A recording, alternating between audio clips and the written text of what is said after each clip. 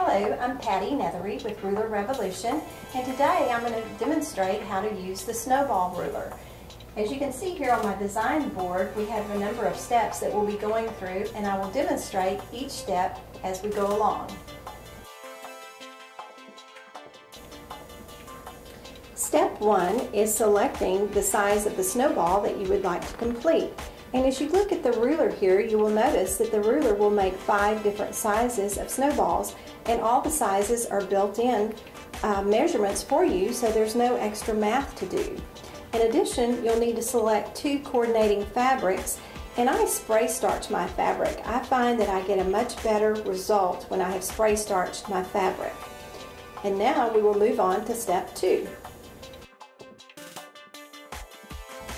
For step 2, you will take your 2 coordinating squares and put them right sides together. These squares actually measure 6.5 inches. Next, you will take your snowball ruler, place the snowball ruler on top of the 2 squares, lining up the marking through that size square. And again, this is a 6.5 inch square. Now we'll go on to step 3.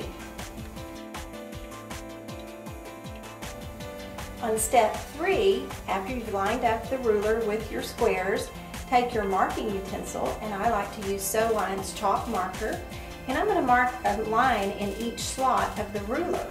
The best way to do this marking is to hold your pencil perpendicular to your project.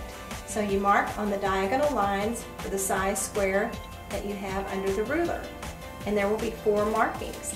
Then you will mark the vertical marks and the horizontal marks. Next, let's go to step 4.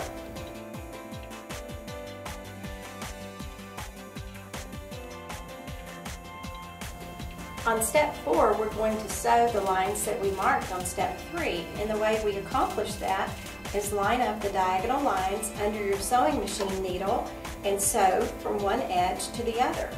Once you reach the other edge, you raise your presser foot, turn the square, sew on the next diagonal line, turn, sew, for the 4th time on the diagonal lines.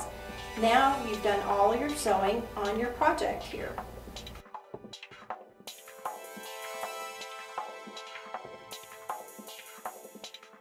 Once you've finished sewing your diagonal lines, you will then cut on the vertical line and also the horizontal line, being careful only to cut through the top layer. Do not cut through both layers.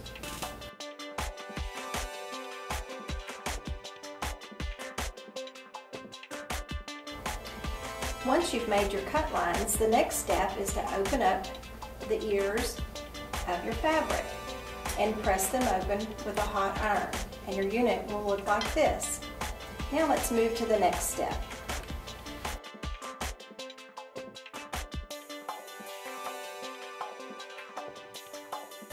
In this next step, you're going to take your pressed fabric piece, put your squaring up ruler on top of it, lining up the edges of your square, and then you're going to cut off the ears with your rotary cutter all the way around. And once you're done, you will have a square that looks like this. The last step is to go behind your corners and cut off the excess fabric, leaving a 1/4 inch seam allowance. And with that, you have a perfectly done snowball.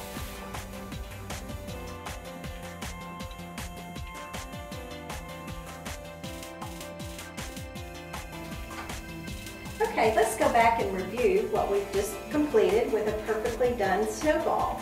As you'll recall, we started out with 2 coordinating fabrics that we had spray starched until they were stiff, put right sides together, and the square that's going to be on top will become your coordinating corner. Take your snowball ruler and mark all the slots that line up with this unit. That's 4 diagonal lines, the vertical and the horizontal lines. Take it to your machine, and you're only going to sew on the diagonal lines, and you'll sew all 4 diagonal lines. Once they're sewn, cut your 2 squares apart, only clipping through the top layer. Spread out your ears, press them, and then take your squaring up ruler, line it up over your main square, cut off the excess, and you have a perfectly completed snowball. As a bonus, you may end up with half square triangles if you double sew the diagonal lines when you're at the sewing machine. And the way you accomplish that is by skipping over a half of an inch and sew around 4 different times. Then when you clean up the corners on the back of the snowball, cut in between the 2 sewn lines and you will have 4 half square triangles. I hope you've enjoyed this very easy method of making a snowball, and you'll notice that there were no little tiny squares to contend with. The rulers are available at rulerrevolution.com, and I thank you for watching this demonstration.